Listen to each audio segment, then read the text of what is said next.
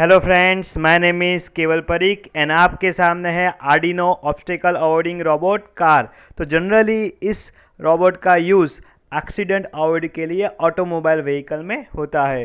तो हम ये ऑब्स्टेकल अवॉइडिंग रोबोट कार के बारे में आज अच्छे से स्टडी करेंगे।